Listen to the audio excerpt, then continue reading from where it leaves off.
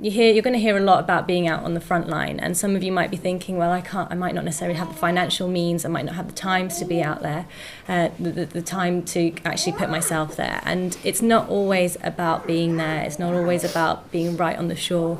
People like myself, Iram and Hassan, we can't do half the things that we do without the people who are back home spending endless hours behind computer screens, at the end of the phone call, trying to fundraise, trying to spread awareness. So please, please, please, after my talk, don't think that you have to be out there to be able to help. There's so many different ways, and hopefully I'll try and touch on that as well.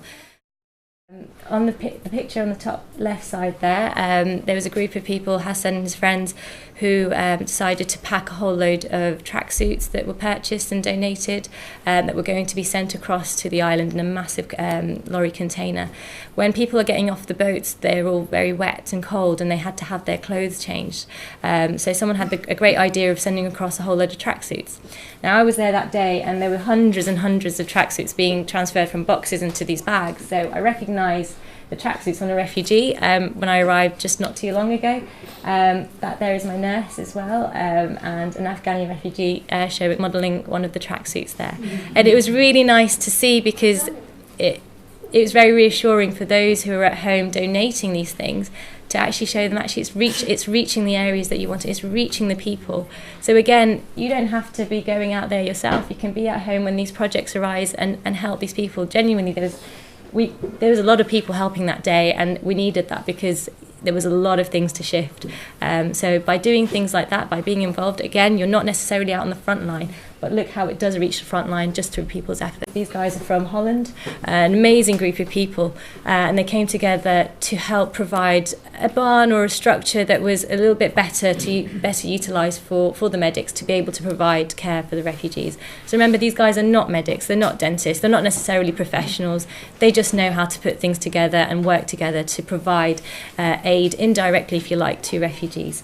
So we went from that little marquee to this structure now. So alhamdulillah, it's huge. This couldn't have happened with someone with a medical degree. I know as a dental degree I couldn't have built that. I wouldn't know where to start. I'm useless at that. Give me teeth, I can sort that out any day. But a tent like this, I couldn't have done it. So if we go to the next slide, you'll see we now have a triage area. So in this area, the patients would first come in. That's where they're first assessed. Their basic obs are checked. Things like taking their temperature, listening for their chest, their heart. Things like urine tests could be done as well to check for any infections. Sometimes most of the work can be done here. Something as simple as paracetamol can be given that will make them feel tons better. There is also a pharmacy that we've managed to have at the back.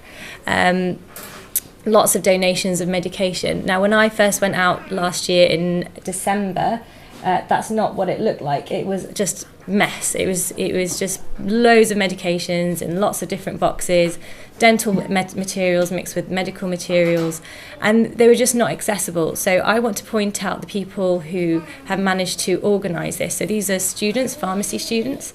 They managed to organise all the medications so that they're easily accessible. But I want to go a step further and tell you it's the guys who built the shelves who, to me, are the real heroes. Because if those shelves weren't there, those medications could not have provided us with that accessibility. The guy who built the shelf just needed to read out of an IKEA instructional thing. If you can do that, you're more than welcome to come out there and do some work. Like I say, it's because of their work, because of their realisation that actually this area needs to be better utilised, we were then able to find those medications and give it to those that needed it. In those boxes, we had no chance. Okay.